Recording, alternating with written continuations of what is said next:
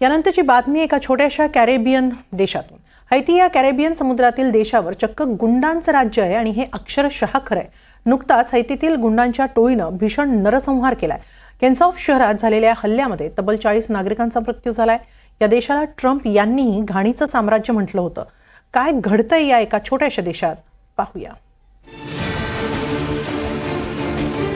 हैतीतील गुंडांची दहशत दिवसेंदिवस वाढतच चालली आहे। सोमवारी गुंडांनी केन्सॉफ या शहरावर सशस्त्र हल्ला चढवला। या हल्ल्यात तब्बल 40 लोकांचा मृत्यू झालाय। घराघरात घुसून हा हल्ला करण्यात आल्याची माहिती शहराच्या महापौरांनी दिली आहे। टोळ्यांनी लोकांना घराबाहेर ओढलं आणि ठार केलं। कित्येकांना तर जाळण्यात आले। ते घरं जाळतायत, पिकांची नासाडी करतायत, प्राण्यांचीही अमाप कत्तल करतायत। गेले 8 दिवस हा संहार सुरू आहे।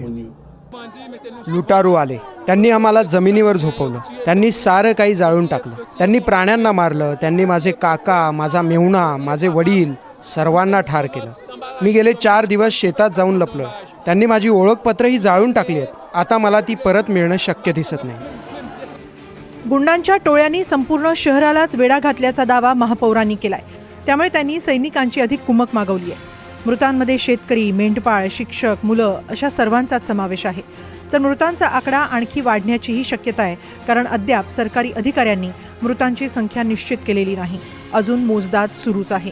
अद्याप शहरातील राजकीय नेते आणि व्यावसायिक राहत असलेल्या भागात अधिकाऱ्यांनी पाहणी केलेली नाही। तिथंही हल्ला झाल्याचं बोललं जात आहे।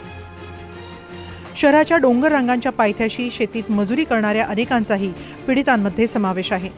धक्कादायक म्हणजे या गुंडांवर कुणाचाही अंकुश राहिलेला नाही। राजधानी पोर्ट ऑफ प्रिन्सच्या 85% भागावर या टोळ्यांचा ताबा आहे। दरम्यान अशीच परिस्थिती राहिली तर ते राजधानी पूर्णपणे ताब्यात घेतील अशी चिंता संयुक्त राष्ट्रांनीही व्यक्त केली आहे। त्यामुळे तातडीनं हैतीमध्ये आंतरराष्ट्रीय मदत पाठवण्याची विनंती संयुक्त राष्ट्रांनी सदस्य राष्ट्रांना केली आहे। दरम्यान हैतीमध्ये बहुराष्ट्रीय पोलीस दल तैनात आहे।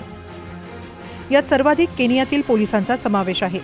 गेल्या आठवड्यात 217 अतिरिक्त अधिकारी तिथं पोहोचले। त्यामुळे सध्या केनियाचे 600 पोलीस हैतीमध्ये उपस्थित आहेत। मात्र राष्ट्रपतींनी अजून 1000 अधिकाऱ्यांची मागणी केली आहे। या व्यतिरिक्त ग्वाटेमालामधून 150 तर साल्वाडोरमधून 8 सैनिक दाखल झाले। तरी इथली हिंसा थांबलेली नाही। अजूनही 2500 अधिकाऱ्यांची गरज व्यक्त होतीये। 2021 मध्ये राष्ट्रपती जोवेनेल मोइसे यांच्या हत्येनंतर हैतीमध्ये टोळीराज आणखी मजबूत झालाय। केन्सॉफमध्ये तर 27 जानेवारीपासून हल्ले सुरू आहेत।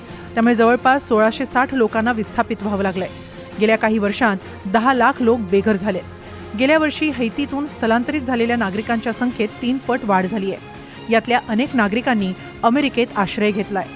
जवळपास 1.5 लाख हैती नागरिक तात्पुरत्या स्वरूपात अमेरिकेत राहत आहेत। मात्र आता ट्रम्प यांच्या स्थलांतरितांबाबतच्या नव्या धोरणांमुळे या आश्रितांवरही नवं संकट घुंगावत आहे।